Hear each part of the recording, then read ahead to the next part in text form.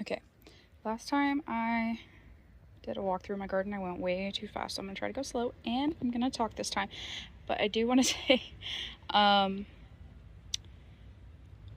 down for suggestive comments, but no criticism, please, because I'm sensitive. Okay, so I'm gonna start with this bed, which is pretty much all shade throughout the day, right by my front door. So right here we have a bunch of perilla. It's edible, and this is a Korean household, so it came from my grandma's property. It was growing, I think it's invasive, to be honest, but it is a crop, and it's very expensive at the grocery store, so we decided to try to grow it. It's kind of big. I might cut down some seeds this year. And then I have something going on back there. I don't know what it is. I think maybe pigeonberry, but I'm not entirely sure. And the rest of this bed is like some daylily that was here when we moved in. A coneflower that seems to be growing in a little green, but we'll see. And then hackberry tree seedlings that are impossible to kill. On the side of my house, I have gladiolus, which I love, but they're always floppy. I need to do something about that, but I likely won't. You can see they're floppy here. They're very floppy over there, and I really love them. They were supposed to be black, but they're pink, so much for that. Okay, this side. I'm not entirely sure what I want to do here. I have zinnias growing. I have Texas Gold Columbine, which just put out one new flower. I think they're so cool. They look like little aliens, in my opinion, with the bracts that they have. Oh, there's another one coming in. Lovely. Must be all the rain. So I have a lot of zinnias growing in here, and another hackberry tree, and of course a lot of bermuda, my greatest enemy. But I've grown lettuce here before. I might grow some. I had some Texas thistle that was about ready to pull out. You'll notice I have it all over my yard, but I might try to grow some crops or something here. I'm not sure. And then I have this. So this is a red bud. I honestly haven't checked if it's Eastern or Texas, but it looks like this because I pulled it out of my backyard. It was growing in a weird corner right by my foundation in a super shaded area. It just planted itself there, and I looked at it for about a year and was like, yeah, I definitely need to move that, before I actually did. So when I did so, I had to damage the roots a lot, the tap roots. So hoping it'll make it. It's a little close to my driveway, maybe, but people put it in the house strip, so I figured, it'll be fine. Okay, so this is my main walkway. It's covered in flowers that seeded themselves there. To be fair to them, the flowers were there before and the walkway got put on top of them. So over here I have wine cup. There's not as many right now, but when I came out this morning, these were just covered in bees. I believe that they're a longhorn because they have those super really long antennas, but I'm not entirely sure, but they really get at it, and they're super fast. They fly around like they fight each other. They fly around like crazy. They just love it. And I think I got this in a quart or maybe a gallon, and now it's like everywhere. Let me just back up. I mean, it's this entire section from one plant in 3 years, maybe. Okay, then I have Plains Coreopsis that's coming in. This guy's pretty large, maybe 3 feet tall. Lots of blooms about to come out, and of course it started growing between my stepping stones, but I couldn't pull it out. I just didn't want to. Same with the rest of these. And I noticed, I want to show you guys. mean, besides like the regular size bees, right? Look at these little guys. I think I've taken a video of them before, but look at them. They're so tiny on these tiny little yarrow flowers. Oh my gosh. Really incredible. I mean, they're like the smallest little bees ever. But this is my yarrow. This is the first year it's bloomed. Not super impressive. Well, there's more over there. But I had it for, let's see, I think this is its third year as well, and it was pretty wimpy. But this year it really exploded, and as you can see, Bermuda grass all day, every day. What else? I have a little fairy garden that I need to clean up, where the fairies are gonna get mad. Lots of zinnias and stuff. I'm actually gonna walk around because I don't want to bother all the guys that are in there.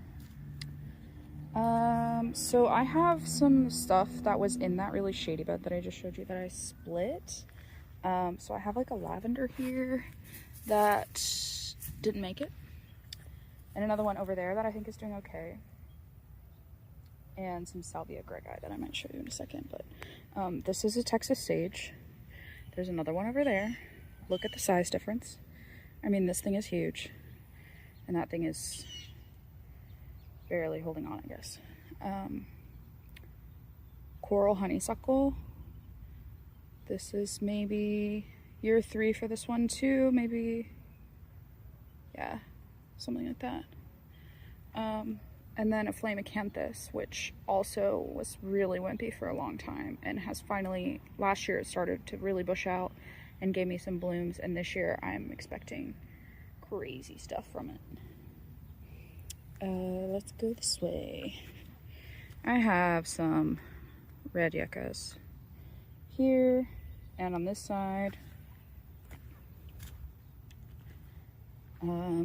some red sages. I have a couple in here, and then I have like another type of coreopsis somewhere. This area, I think I want to do, it looks crazy right now, like a wildflower meadow type thing in this front corner. Let me back up so I can show you. Like in this whole front corner, I would like to do that. I have a little blue stem there, and another one like right there. But this whole area, I think I want to seed out in the fall. And then over here, some type of rudbeckia. This one looks a lot better, but I put them on either side of the pathway. And then these logs I got from my neighbor's tree, which keeps falling. So yeah, that's, and then my little horned frog guy, horned toad, is hanging out. This corner right here, I spent a long time on this. So this is a desert willow, and it has pink blooms. Let me see if I can. Oh, nothing fresh. We've been getting too much rain, but in the summer, oh my gosh, it pops off all day long. There's another one coming in right there. They're like a really nice pink color. And then I have Texas lantana, or Uridocortes. I'm not good with the names, but Texas lantana, I got it from a native plant place, and it took me a long time to find it, and I had to drive way too far, but it's really beautiful. And of course another zinnia. And then this is a chocolate daisy. It doesn't have, the blooms last like a day and then they go away, but the foliage is really cool looking, and it does smell really good. And then of course more hackberry just pops up freaking everywhere. But if you look here, I plugged some frog fruit in this area. Oh, some cool bees over here. I plugged some frog fruit like over there somewhere, and it's just going crazy. Like I just clipped it from the sidewalk and it's back. So And then Bloomis flower. I think all this rain is really doing some damage to it. Look at it. It looks crazy. I dug some of this out from the sidewalk too. Oh, look at that butterfly. This is some type of skipper or something. Really pretty. Maybe a moth. I don't know. And then that is called a cow blinder, I believe. Over here, this is a desert globe mallow. So it's got these really pretty, like the foliage is silver, and then the flowers are like these bright orange, and stuff just fights over this all day long. It's so pretty. And this exploded. Like, this is, I think, only 2 years old, and it was already this big the first year. I have this is supposed to be a big bushy blue stem here and here, and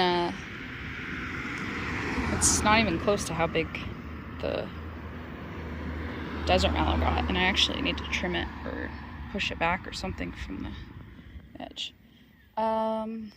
Nothing really on the hell strip. I really need to work on it besides freaking crabgrass. I did plug some purple coneflower in over here at the very tail end of spring, but I'm done with planting. And then I have Adam's needle, a couple of those, and another desert willow that I got as a little tiny baby. It's a couple years behind the one that I just showed you. Okay, this side, rock rose. It's, you know, mid-afternoon, so it closes up its flowers like this, but when they're open, they're just beautiful. And they stand out so much against all the greenery and stuff. And then I have a couple of Turk's caps over here. One is pink and one is white, and I can't remember which one's which. And some white salvias or sages here. And then back there, I have a giant coneflower that I just got. I'm really excited about. Let me walk you this way. So this is my giganto fall aster. And it already has some blooms. I think the weather is confusing it. But I will probably cut this back a little bit just to give it better shape by midsummer, maybe. Maximilian sunflower. So I used to have it in that shade bed where the daylilies were. Don't know why I decided to plant it there, but it used to touch my roof. I decided to move it over here, so while I was pulling it out and getting roots, I just decided to plant them. So I decided to do kind of a circular walkway with the sunflowers because they get really tall, kind of shading the walkway a little bit. I don't know what's on there. There's some bugs. Lots of bugs. This is a Texas mimosa. It's got like those traditional mimosa like little blooms. I'm thinking about putting the sensitive plant, the one with the little, it's a ground cover, to be right here because I think that'd be really cool to have pink blooms on top and then underneath. But it's gotten pretty decent sized. I'm gonna pause now so the ice cream guy can go by. I'm on the side yard now. So I have some crossvine over there, 2 plants. It's kind of hard to see. I got them from a big box store. They were dying and I just planted them over there and they're doing great, even though that is so shady. They even bloomed at the beginning of spring, so I'm excited about that. This whole area, I'm gonna put some pavers in, but I don't know what to do with it. Especially like behind the air conditioning unit by the window. And then that area I probably need to fill in with more dirt because it's kind of a puddle. Let's see.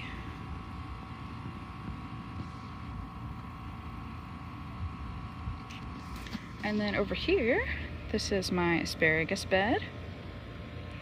And I have a beauty berry as well. I got this bed from my grandma. And I needed to put it somewhere, and the beautyberry was already here. And it has exploded this year. I keep saying that, but the flowers are coming in. Look at how pretty. And then underneath the beautyberry, ignore all my weeds, oh my gosh, are peanuts, which are probably not getting enough sun, but the beautyberry was not this big when I planted them. So we shall see. And then there's a lot of horse herb that goes around here. I have one elderberry here, which is also getting quite large. I have a crepe myrtle. It was already here. Look how big it is. I don't want to talk about it. So my sea oats. It's just a lovely noise, and obviously I didn't clean it up or anything after the fall, and now it's taking up this whole shade area, besides a tree that's growing back there for some reason. So yeah, and another zinnia in my yard. So yeah, it's kind of taking over this whole area. I don't feel like it's hard to pull out, so I'm not super worried about it if I decided I did want to put something else in. And I have my oak leaf hydrangea. I think it gets a little too much sun here. Like, it's pretty shady right next to the house, shade all day, and that first bed that I showed you was pretty much shade all day. But this area gets a little bit of afternoon sun, and I just think it's a little much for it because they're already brown. I guess I had like a month and a half of blooms where they start out like white, and then they turn pink, and then they turn brown, and then I just leave them like this forever and ever. Amen. Let's go turn back around this way. I'm gonna take this guy. I have not put these stones in, they're just sitting on the ground. Hopefully I don't fall and die.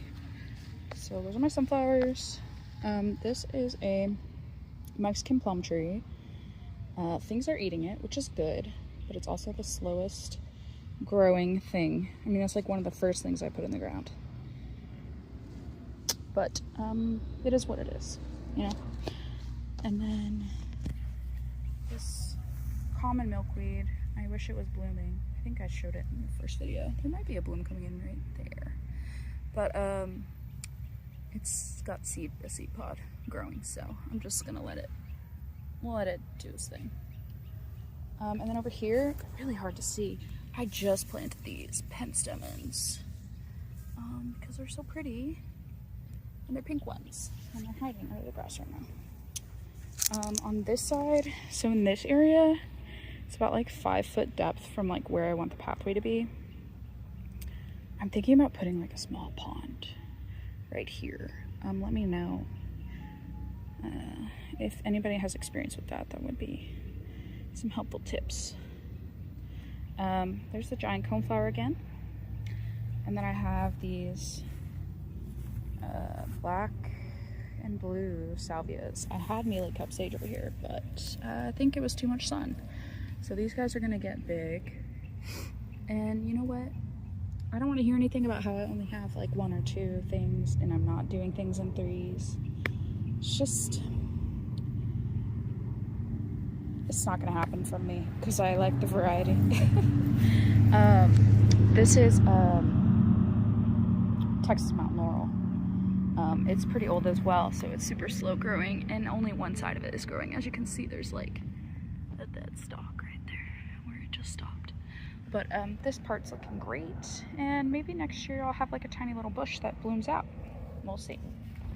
I have a Mexican sage, and those are my last remaining Texas thistles. They are quite pointy, but man, the early spring pollinators love this stuff. I let it go last year, and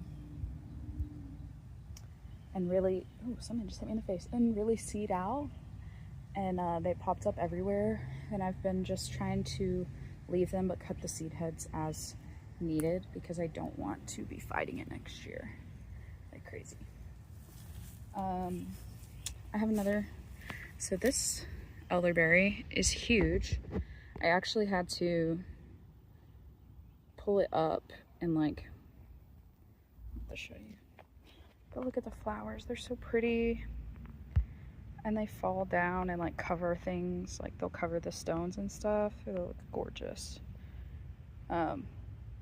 Hopefully I'll get a decent amount of berries. This is a lot more than I think. I had one cluster of blooms last year, but I had to pull up, like, pull up some of the stems because this is like the way my nail person walks. So, and over here by my bird bath, I have rosemary. I've never been successful at it. This is the only place, and it even looks like it's got some mildew, powdery mildew or something. And then some bee balm, which there used to be much more of it, but it will be really pretty when it blooms too. What else? What else? Ooh, this guy. Miss Sorry hydrangea. I try to keep all the stuff up here like native or adapted, and this is definitely not it, but it is so gorgeous. So my husband bought two, and we put one in the front and one in the back because the flowers are just like incredible. So hopefully this will be shady enough that it'll survive. It seems like it's happy here for now. And then my Gigantoturk's cap by my front door that I need to pull back from the walkway. This is my first flower. Look at them, they're so cool looking. If you've never seen a Turk's cap flower, they're just like little spirals. And then they turn into berries about the same size, and they're edible. I wouldn't suggest it, but yeah. Okay, so that's it. You know, I have some plans for the fall, but I'm pretty much done with planting. It's already 90 degrees here, so I don't think I'm going to do anything else for the season besides keep things alive, and that's it. I mean, I barely do any watering in the summer. In the front, I'll water the new stuff, but anything that's been here for like more than a year, it's not getting water. It just has to survive, and that's just kind of how my house is, and everything does well.